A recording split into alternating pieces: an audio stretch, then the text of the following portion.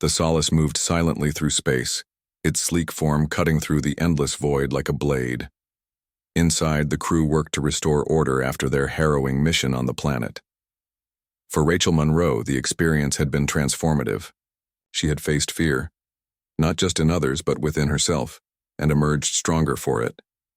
Yet as she sat alone in her quarters, staring out at the stars, she couldn't help but wonder what other mysteries awaited them in the vastness of the galaxy. Commander Alex Carter joined her later that evening, his usual stoic demeanor softened by the weight of everything they'd endured. "You've been quiet," he observed, taking a seat across from her. "Thinking about the caves?" Rachel nodded. "In a way. I keep wondering if we did enough. The seal is stable now, but how long will it last?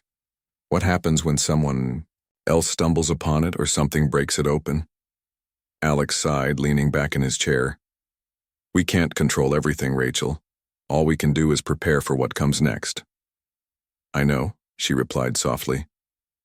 "But sometimes preparation isn't enough. We need to understand why things happen, not just fix them." Her words struck a chord with Alex. He had always prided himself on efficiency, on solving problems quickly and moving on. But this mission had taught him that some issues required more than logic and speed. They demanded patience, creativity, and a willingness to embrace uncertainty. "You're right," he admitted after a pause. "This trip made me see things differently. Machines are tools, they follow instructions. But human, we adapt. We find solutions no algorithm could predict." Rachel smiled faintly, touched by his rare moment of reflection. "That's why ships like the Solace always carry human doctors. It's not just tradition, it's necessity. Empathy and intuition are skills no machine can replicate." Alex nodded thoughtfully. "And maybe that's why you're here, to remind us of that." The conversation lingered between them, unspoken but understood. As the days passed, the crew settled into their routines, preparing for whatever challenges lay ahead.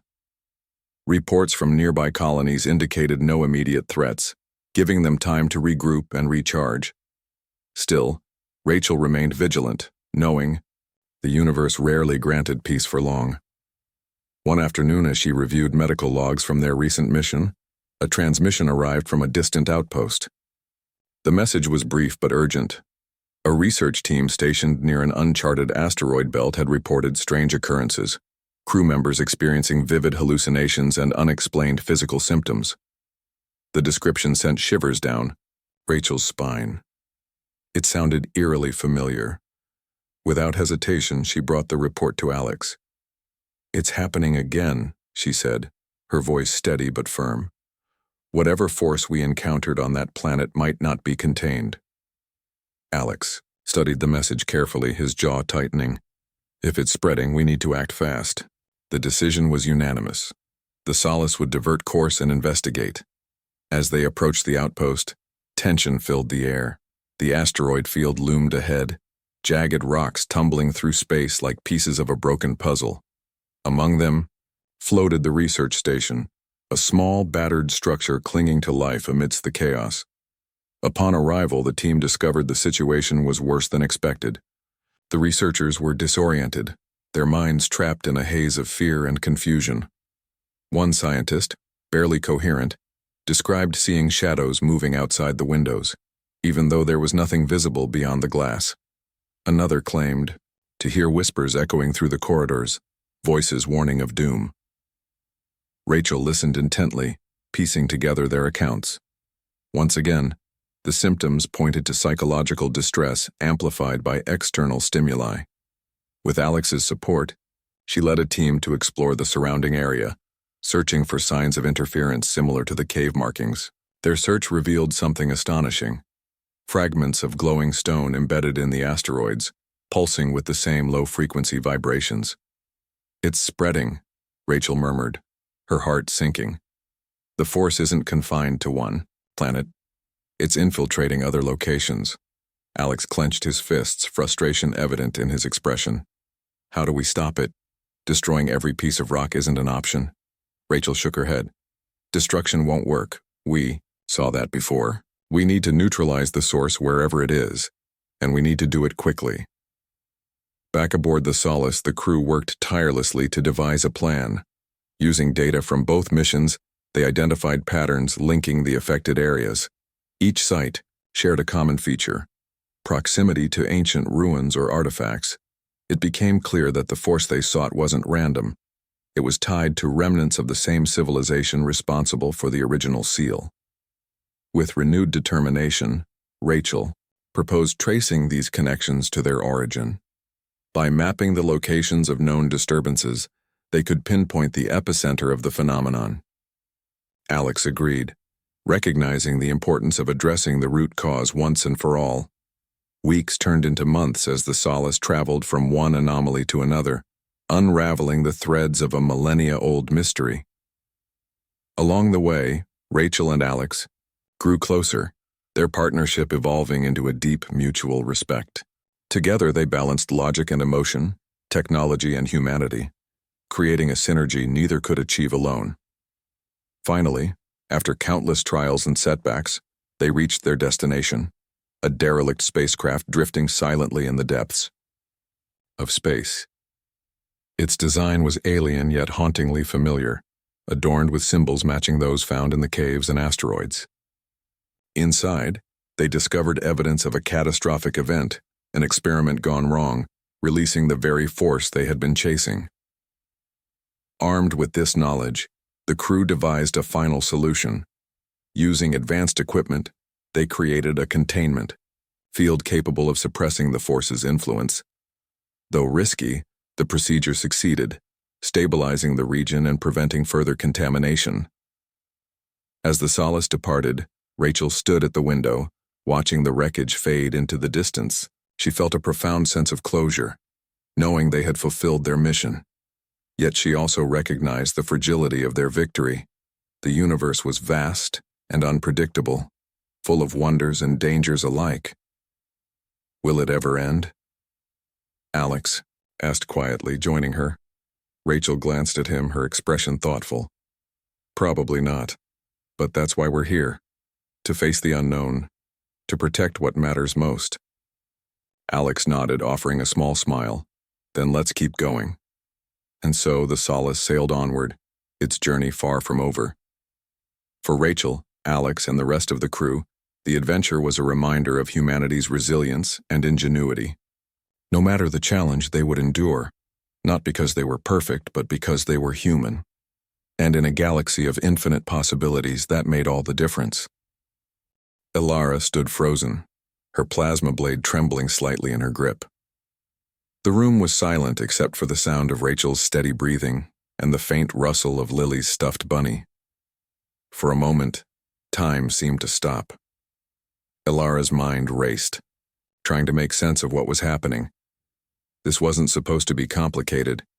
It was just another job, another name on a list. But now, staring into Rachel's wide, fearful eyes, something inside her shifted. Rachel didn't scream or beg for her life. Instead, she clutched Lily tighter, shielding her with her body as if she could somehow protect her from the danger standing before them. Her voice was calm but firm when she spoke again. "Take whatever you want," she said, "but leave my daughter alone." Elara felt a pang of guilt, sharp and unexpected. She had heard those words before, from other targets who thought they could bargain their way out of death. But this time, it was different. There was no desperation in Rachel's tone, no frantic attempt to save herself. Her focus was entirely on Lily, her love for her child clear in every word she spoke. It was a kind of selflessness Elara hadn't encountered in years. For a long moment, no one moved. Then, slowly, Elara lowered her weapon. She didn't know why she did it. Perhaps it was the innocence in Lily's wide eyes, or the quiet strength in Rachel's voice. Whatever the reason, she couldn't bring herself to go through with the hit. Not here, not now. Without saying a word, she turned and slipped back out the window, disappearing into the night as quickly as she had come. Back in her rented room, above the bakery, Elara sat on the edge of her bed, staring at the plasma blade in her hand. Her thoughts were a jumble of confusion and anger. What had just happened? She had never hesitated before, never let emotions get in the way of a mission. But tonight everything had changed. Rachel and Lily weren't just names on a list. They were real people, with lives and hopes and fears, and Alara had been sent to destroy that. Determined to understand why Rachel had been targeted, Alara pulled out her datapad and accessed the encrypted files provided by her client. She scrolled through the information again, searching for anything she might have missed. At first glance, Rachel seemed completely ordinary, a single mother working part-time at a cafe, raising her daughter in a quiet coastal town. There was nothing remarkable about her, nothing that would warrant such an expensive assassination. But then, buried deep within the file, Alara found something unusual. A mention of Rachel's late husband, Daniel Monroe, caught her attention. According to the document, Daniel had worked as a geologist for a mining company called TerraCorp. He had died in a supposed accident 2 years ago while surveying a remote asteroid belt. The official report claimed his shuttle malfunctioned, but Alara knew better than to trust official reports. Accidents like that rarely happened without a reason. Digging deeper, Alara discovered that Daniel had been more than just a geologist. Before his death, he had uncovered evidence of illegal mining operations conducted by TerraCorp. These operations violated environmental laws and exploited workers, but the company had managed to keep them hidden from public view. Daniel had tried to expose the truth, sending detailed reports to regulatory agencies and even contacting journalists. But before he could act, he was silenced, in what was conveniently labeled an accident. Alara leaned back against the wall, her mind racing. Suddenly, everything made sense. Rachel wasn't targeted because of who she was. She was targeted because of who Daniel had been. TerraCorp wanted to ensure that any lingering evidence of their crimes disappeared completely. Killing Rachel would erase the last connection to Daniel's investigation, leaving no one to carry the torch. The realization filled Alara with a mix of anger and disgust. She had spent her career killing for money, never questioning the motives behind her assignments, but this was different. This wasn't justice or revenge, it was greed, pure and simple. And she had almost been a part of it. She knew she couldn't walk away from this, not after what she had learned. For the first time in her life, Alara felt a sense of purpose beyond completing a mission. She had to protect Rachel and Lily, to make sure they weren't harmed. But protecting them wouldn't be easy. TerraCorp was a powerful corporation with resources far beyond anything she could match. If they found out she had failed, they would send someone else to finish the job. Alara spent the next few hours planning her next move. She reached out to Rachel anonymously, using a secure communication channel to warn her about the danger. "You're being watched," she wrote. "Leave town immediately and don't tell anyone where you're going." She signed off without revealing her identity, knowing it was safer that way. To her surprise, Rachel responded almost instantly. "I can't run," Rachel wrote back. "If I leave, they'll know I'm scared. I won't let them control my life." Alara frowned at the message. She admired Rachel's courage, but staying put was dangerous. Still, she respected her decision. If Rachel refused to run, then Alara would have to find another way to keep her safe. She decided to stay in Seabrook, keeping a close eye on Rachel and Lily while plotting her next steps. Over the next few days, Alara continued to observe Rachel from a distance. She noticed how Rachel went about her daily routine as if nothing had changed, dropping off Lily at school, working at the cafe, and spending evenings painting. But there was a new tension in her movements, a subtle awareness that she was being watched. Despite the danger, Rachel carried on with quiet determination, refusing to let fear dictate her actions. Alara found herself drawn to Rachel's resilience. She had spent her life surrounded by violence and betrayal. Yet here was a woman who faced adversity with grace and strength. It made Alara question everything she had ever believed about herself and the world she lived in. One evening, as Alara watched Rachel paint by the window, she made a decision. She would help Rachel fight back, not just for her sake, but for Lily's, and for everyone else who had suffered at the hands of TerraCorp. Alara knew it wouldn't be easy. Taking down a corporation like TerraCorp would require careful planning and precise execution. But for the first time in years, she felt alive, as if she finally had a reason to keep moving forward. With renewed resolve, Ilara began gathering evidence of TerraCorp's crimes. She hacked into their systems, downloaded confidential files, and pieced together a trail of corruption that stretched across multiple star systems. It was risky work, but Ilara was good at what she did. By the time she finished, she had enough proof to expose TerraCorp's illegal activities to the entire galaxy. But exposing the truth wasn't enough. Ilara needed someone trustworthy to deliver the information to the right people.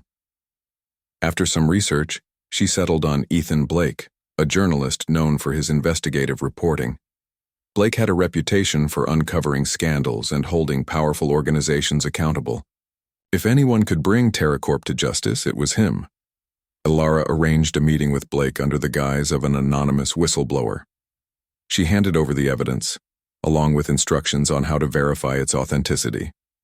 Then, without waiting for a response, she disappeared into the shadows once again. As she walked away, Ilara felt a strange sense of peace. For so long she had lived in darkness, taking lives without hesitation or remorse. But now, for the first time, she had done something meaningful, something that mattered. And though she knew her past would always haunt her, she also knew she had taken the first step toward redemption. Ilara Kane moved through the streets of Seabrook with a sense of purpose she hadn't felt in years. The weight of her past hung over her like a storm cloud, but for the first time, she wasn't running from it. She was fighting back. TerraCorp's crimes were vast and deeply rooted, and exposing them would take more than just handing over evidence to a journalist. It required strategy, patience, and precision, qualities Ilara had honed over a lifetime of taking lives. Now she was using those skills for something different, protecting lives. Rachel Monroe noticed the change in her routine almost immediately. For days, she had felt eyes on her, watching her every move. At first, she thought it was paranoia, a lingering fear from the night when the intruder had entered her home. But then small things began happening around her. A suspicious car parked outside her apartment, a man loitering near the cafe where she worked, a phone call that disconnected as soon as she answered. Someone was following her, and Rachel knew it wasn't safe to stay in Seabrook any longer. Still, she refused to run. Running meant giving up, letting fear dictate her life. Instead, she decided to confront whatever danger was coming her way. If they wanted her gone, they would have to try harder than this. One evening, as she sat at her kitchen table painting, there was a knock at her door. Startled, Rachel set down her brush and approached cautiously. Through the peephole, she saw a figure standing in the hallway, a woman dressed in dark clothing, her face obscured by shadows. "Who is it?" Rachel called out, keeping her voice steady despite the knot forming in her stomach. "It's me," came the reply. The voice was low and unfamiliar, but there was an urgency to it that made Rachel hesitate. After a moment, she unlocked the door and opened it just wide enough to see who was there. The woman stepped forward, revealing herself in the dim light. Her sharp features and piercing gaze sent a chill down Rachel's spine. This was the person who had broken into her home days ago, the assassin sent to kill her. Yet here she was now, standing calmly in Rachel's doorway as if nothing had happened. "I'm not here to hurt you," the woman said quickly, noticing the fear in Rachel's eyes. "I need to talk." Rachel hesitated, unsure whether to trust her. The woman looked dangerous, with an air of confidence that suggested she could overpower Rachel in an instant if she wanted to, but something about her demeanor seemed different. There was no malice in her expression, only determination. Against her better judgment, Rachel stepped aside and let her in. Once inside, the woman introduced herself as Ilara. She explained everything: the assassination contract, TerraCorp's illegal activities, Daniel's role in uncovering their crimes, and the reason Rachel had been targeted. As she spoke, Rachel listened in stunned silence. The pieces of the puzzle finally fit together, and the truth hit her like a punch to the gut. They hadn't just killed Daniel, they were trying to erase him entirely, along with anyone connected to his work. When Ilara finished speaking, Rachel sank into a chair, overwhelmed by the weight of what she had just learned. "Why are you telling me this?" she asked quietly. "You could have walked away after you found out. Why risk your life to help me?" Alara didn't answer right away. She crossed the room and stared out the window, watching the waves crash against the shore. "Because I've spent my whole life doing terrible things," she said finally. "I don't expect forgiveness for what I've done. But maybe I can still do one good thing before it's too late." Her words hung in the air between them, heavy with meaning. Rachel studied her for a moment, searching for any sign of deception, but all she saw was sincerity. Whatever Alara's motives were, Rachel believed her, and in that moment she made a decision. She wouldn't let Daniel's death be in vain. Together they would fight back. Over the next few days, Alara and Rachel worked tirelessly to gather more evidence against TerraCorp. Alara used her hacking skills to infiltrate the company's secure servers, downloading files that detailed their illegal mining operations, worker exploitation, and environmental destruction. Meanwhile, Rachel combed through Daniel's old notes and research, piecing together the information he had collected before his death. It was exhausting work, but neither of them complained. They both knew the stakes were high. Lily, sensing the tension in the house, stayed close to her mother. She didn't ask questions, but her presence was a constant reminder of why they were doing this.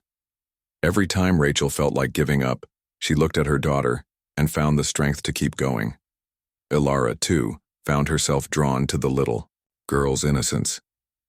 In her line of work, she had forgotten what it meant to care for someone else.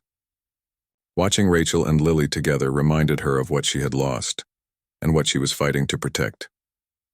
As the evidence mounted, Alara reached out to Ethan Blake, the journalist she had chosen to deliver the story. She arranged a meeting in a secluded park on the outskirts of San Francisco, far from prying eyes. When Blake arrived, he was skeptical at first, unsure whether to trust the mysterious woman claiming to have explosive information about TerraCorp. But when Alara handed him a data chip containing the files, his skepticism turned to shock. The evidence was undeniable, and Blake knew he had the story of a lifetime on his hands.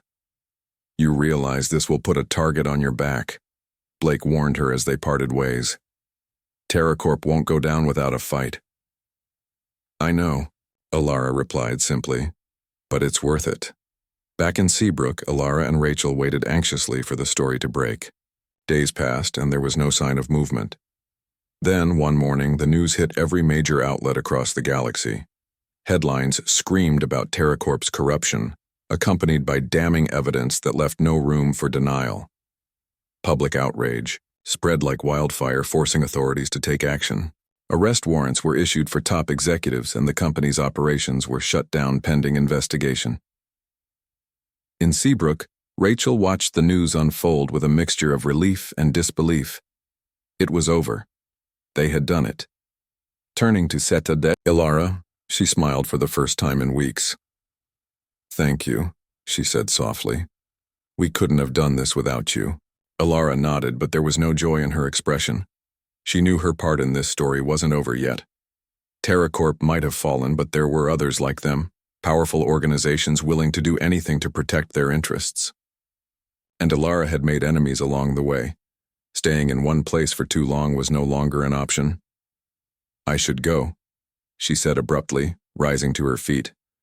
"It's not safe for me to stay." Rachel understood. She didn't try to stop Alara or convince her otherwise. Instead, she hugged her tightly, grateful for everything she had done. "Where will you go?" she asked. Alara shrugged. "Somewhere quiet. Somewhere far away from all this." With that, she packed her belongings and slipped out of town, disappearing into the shadows once again. No one knew where she went or what became of her. Some whispered that she had retired, living out her days in solitude. Others believed she continued her work, but in a different way, helping those who couldn't help themselves, seeking redemption, one mission at a time. As for Rachel and Lily, they returned to their normal lives, though nothing felt quite the same anymore. Rachel painted more often now, finding solace in the colors and shapes that filled her canvas. Lily grew older, curious about the world and eager to learn. And though they never saw Ilara again, they never forgot her. She had given them a second chance, a future free from fear, and for that they would always be grateful. Ilara Kane stepped off the train in a small forgotten town nestled deep within the mountains. The air was crisp and cool, carrying the scent of pine trees and damp earth. She pulled her coat tighter around herself as she walked down the empty platform, her boots crunching against the gravel. This place was far removed from the chaos of cities like New Chicago or San Francisco. There were no towering skyscrapers, no glowing advertisements, no crowds of people rushing to their next destination. Just silence, and Ilara liked it that way. She had chosen this town because it was remote, practically invisible on most maps. It wasn't the kind of place anyone would think to look for someone like her. For weeks, she had been moving from one location to another, staying just ahead of whoever might be hunting her. TerraCorp's collapse had sent shockwaves through the galaxy, and while the public celebrated justice being served, those in power weren't so forgiving. Ilara knew better than to trust that things would simply blow over. People like her didn't get happy endings, not without paying a price. The town had a single inn, its wooden sign creaking softly in the wind. Ilara checked in under a false name and took a room at the end of the hall. It was small but clean, with a narrow bed, a desk, and a window overlooking the forest. She set her bag down and stood by the window, staring out at the endless expanse of trees. For the first time in what felt like forever, she allowed herself to breathe deeply. Her body ached from constant travel, and her mind was heavy with memories she couldn't escape. But here, surrounded by nature, there was a strange sense of peace. Over the next few days, Ilara kept to herself. She avoided talking to the locals, sticking to short trips into town for supplies before retreating back to her room. At night, she sat by the window, watching the stars shimmer above the treetops. She thought about Rachel and Lily often, wondering how they were doing. Had life returned to normal for them? Were they safe? Part of her wanted to reach out to make sure they were okay, but she resisted the urge. Contacting them would only put them in danger again, and Ilara couldn't bear the thought of dragging them back into the mess she had left behind. One afternoon, as she walked through the quiet streets, Ilara noticed a group of children playing near the edge of the forest. They laughed and chased each other, their voices echoing through the stillness. She paused to watch them, her chest tightening with an emotion she couldn't quite name. These kids reminded her of Lily, bright, carefree, unburdened by the weight of the world. She wondered if Lily would grow up to be like them, full of hope and curiosity, or if the scars of her mother's ordeal would linger. Either way, Ilara hoped she'd have the chance to find out. As the days turned into weeks, Ilara began to settle into a routine. She spent her mornings hiking through the forest, losing herself in the beauty of the wilderness. In the afternoons, she read books borrowed from the town library, immersing herself in stories that transported her far away from her own life. And in the evenings, she wrote letters she knew she would never send. Some were addressed to Rachel, thanking her for trusting her when she had every reason not to. Others were meant for Lily, filled with advice and encouragement for a future Ilara wouldn't be part of. Writing helped ease the ache inside her, even if only for a little while. But no matter how peaceful her new life seemed, Ilara couldn't shake the feeling that something was coming. She had made too many enemies over the years to believe she could disappear completely. Every shadow seemed darker, every sound louder. Paranoia became her constant companion, whispering warnings in her ear whenever she let her guard down. Still, she refused to run anymore. If they came for her, she would face them head-on. She owed herself that much. It happened on a cold, gray morning. Ilara was sitting in the inn's dining room, sipping coffee and reading a book, when the door opened. Two men entered, their suits clearly out of place in such a humble setting. They scanned the room quickly, their eyes landing on her almost immediately. Ilara's heart skipped a beat, but she forced herself to remain calm. Setting her book aside, she met their gaze evenly. "Can I help you?" she asked, her voice steady despite the storm brewing inside her. The taller of the two men approached her table, flashing a badge that identified him as part of an intergalactic law enforcement agency. "We're looking for someone," he said. "A woman matching your description." Ilara raised an eyebrow. "I'm flattered, but I think you've got the wrong person." The man frowned, clearly unimpressed by her attempt at humor. "We know who you are, Miss Kane. You're wanted for questioning in connection with several high-profile cases, including the downfall of TerraCorp." Ilara leaned back in her chair, crossing her arms. "And what makes you think I'll come? Quietly?" "We don't expect you to," the second man interjected, stepping forward. His hand hovered near the weapon holstered at his side. "But resisting will only make things harder for everyone involved." For a moment, no one moved. Then slowly, Ilara stood up. "Fine," she said. "Let's go." The men exchanged a glance, surprised by how easily she complied. Handcuffs clicked around her wrists as they led her outside, where a sleek black vehicle waited. As they drove away from the town, Ilara stared out the window, taking in the scenery one last time. She didn't regret her decision. If going with them meant keeping Rachel and Lily safe, then it was worth it. At the agency's headquarters, a sprawling complex located in orbit above Earth, Ilara was taken to an interrogation room. The walls were bare, the lighting harsh. She sat at a metal table, her hands cuffed in front of her as agents filed in and out, asking questions about her past missions, her clients, and her involvement with TerraCorp. Ilara answered honestly, knowing there was no point in lying. She had already decided to cooperate fully, hoping it might buy her some leniency. Hours passed, and the line of questioning shifted. Instead of focusing solely on her crimes, the agents began probing her motives for helping Rachel and exposing TerraCorp.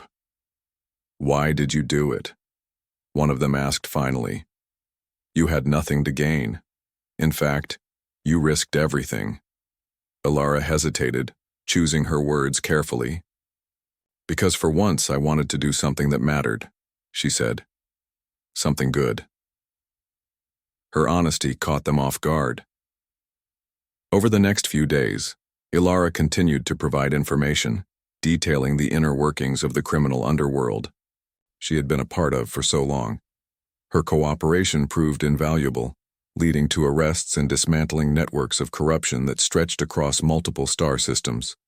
In exchange, the agency agreed to reduce her sentence, offering her a deal: serve 10 years in a minimum security facility, followed by lifetime parole. When the verdict was announced, Ilara accepted it without protest. She knew she deserved far worse given the lives she had taken. But this was a chance to start over, however small it might be. On the day of her transfer, as she boarded the transport shuttle bound for the prison colony, Ilara glanced back at Earth one last time. Somewhere out there, Rachel and Lily were living their lives free from fear.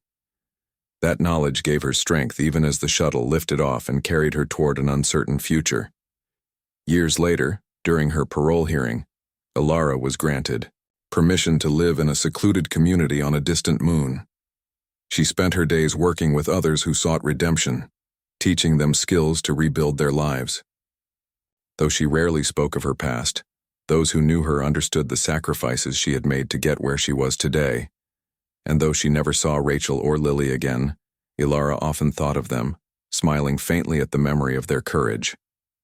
They had changed her life in ways she could never have imagined. Because of them, she had found a purpose beyond killing. Because of them, she had learned what it meant to truly live. Ilara Kane stepped off the transport shuttle and onto the dusty surface of Callisto, one of Jupiter's moons. The air was thin and cold, filtered through domed structures that housed small communities scattered across the barren landscape. This place wasn't glamorous or inviting. It was exactly what Ilara needed: isolation, simplicity, and a chance to start over without drawing attention. For years, she had lived in the shadows, always looking over her shoulder, always waiting for someone to find her. Now finally she could breathe. The parole board had chosen this location carefully. It was remote enough to keep her out of trouble, but populated enough to ensure she wouldn't vanish entirely. She was assigned to a quiet settlement called Havenbrook, where former criminals and others seeking redemption worked together to build new lives. Most people here kept to themselves, focusing on survival rather than judgment. No one asked questions about the past unless you offered answers willingly, and Alara didn't plan on offering much. Her first few weeks were spent adjusting to the rhythm of life in Havenbrook. Every morning she woke early, ate a simple breakfast, and reported to the community workshop. There she helped repair machinery used for farming and mining, tasks that required precision and patience, qualities Alara possessed in abundance. The work was hard but rewarding, giving her a sense of purpose she hadn't felt since leaving Earth. At night she returned to her modest quarters, a tiny apartment with bare walls and minimal furniture. It wasn't luxurious, but it was hers. As time passed, Alara began forming tentative connections with the people around her. There was Caleb, a gruff mechanic who had once been a smuggler, now determined to stay on the right side of the law. And then there was Mira, a soft-spoken woman who ran the community garden, growing food despite the harsh conditions outside the dome. They didn't pry into Alara's history, respecting her silence while offering friendship in small gestures, a shared meal, a kind word, an invitation to join them for evening gatherings. Despite these budding relationships, Alara remained guarded. She knew better than to let her guard down completely. Trust was dangerous. It had cost her too much in the past. But slowly, almost imperceptibly, she started to open up. One evening, as she sat with Caleb and Mira in the common area, they asked about her tattoos, the intricate designs covering her arms and neck. Each mark represented a mission completed, a life taken. Alara hesitated before answering, choosing her words carefully. "They're reminders," she said quietly, "of mistakes I made, people I hurt." Caleb nodded thoughtfully, his expression unreadable. "We all carry scars," he said. "Some are just easier to see than others." His words stayed with her long after the conversation ended. Maybe he was right. Maybe everyone in Havenbrook carried their own burdens, whether visible or hidden. That realization didn't erase her guilt, but it helped lighten the weight she carried. She wasn't alone in feeling broken, and perhaps that meant she wasn't beyond repair. Months turned into years, and Alara grew more comfortable in her new life. She took on leadership roles within the community, using her skills to improve systems and solve problems. Her reputation shifted from being the quiet outsider to someone others relied on when things went wrong. She taught younger residents how to maintain equipment, sharing knowledge she had acquired during her years as an assassin. Teaching felt strange at first. She wasn't used to helping people succeed, but it brought her a kind of satisfaction she hadn't expected. Still, there were moments when the past crept back in. Late at night, lying awake in bed, Alara would think about Rachel and Lily. She wondered if they ever talked about her, if they remembered the stranger who had saved them. Occasionally, she considered reaching out, sending a message to check on them, but fear held her back. What if they didn't want to hear from her? What if contacting them put them in danger again? So she kept her distance, content to imagine their lives unfolding peacefully somewhere far away. One day, several years after arriving on Callisto, Alara received unexpected news. A visitor had come to Havenbrook, a journalist named Ethan Blake. Word spread quickly among the residents, not because they recognized his name, but because outsiders rarely came to such a remote place. When Alara heard about him, her stomach tightened. She hadn't seen or spoken to Blake since the TerraCorp investigation. Did he know she was here? Had he come looking for her? Curiosity got the better of her. She found Blake sitting in the community cafe, sipping coffee and chatting with Mira. He looked older than she remembered, his hair streaked with gray, but his sharp eyes still carried the same intensity. As she approached, he glanced up and smiled faintly as if he'd been expecting her. "Alara," he said, standing to greet her. "It's good to see you." She crossed her arms, keeping her distance. "What are you doing here?" Blake gestured for her to sit, which she did reluctantly. "I'm writing a follow-up piece," he explained, "about TerraCorp and its aftermath. I wanted to include your story if you're willing." Alara frowned. "My story? Why would anyone care about me?" "Because you changed sides," Blake replied. "You risked everything to expose the truth. That's rare in our line of work." People need to know there's hope, even for someone like you. For a moment, Alara didn't respond. Hope wasn't something she associated with herself. Redemption, maybe. Survival, certainly. But hope? That seemed too big, too fragile. Yet Blake's words struck a chord deep inside her.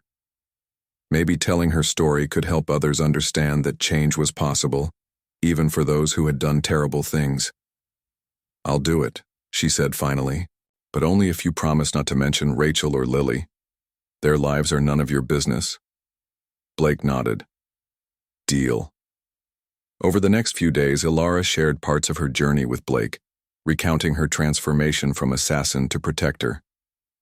She spoke candidly about her regrets, her fears, and the choices she had made along the way. Blake listened intently, asking thoughtful questions that encouraged her to reflect on her experiences. By the end of their conversations, Alara felt lighter, as though sharing her story had lifted another layer of guilt from her shoulders. When Blake's article was published, it caused a stir across the galaxy. Readers were captivated by Alara's tale of redemption, moved by her honesty and vulnerability. Messages poured into Havenbrook, thanking her for inspiring others to seek forgiveness and second chances. Alara read some of them, marveling at how her actions had rippled outward, touching lives she would never meet. Life in Havenbrook continued much as it always had, though Alara noticed subtle changes in how people treated her. They weren't just friendly anymore. They admired her. Some even sought her advice, trusting her wisdom born from pain and perseverance. She accepted their respect cautiously, knowing she didn't deserve it fully. But she also understood that redemption wasn't about erasing the past. It was about building a better future. Years later, as Alara stood on the edge of the settlement, watching the sun rise over the distant curve of Jupiter, she felt a profound sense of peace. She had spent most of her life running, from enemies, from guilt, from herself. But here, surrounded by people who believed in her potential, she had finally stopped. She had built something meaningful, something lasting. And though she often thought of Rachel and Lily, imagining their laughter echoing across the stars, Alara no longer felt the need to be part of their world. Her role in their story had ended long ago. Now she focused on the present, on the life she had created for herself. It wasn't perfect, but it was real. And for the first time in her life, that was enough.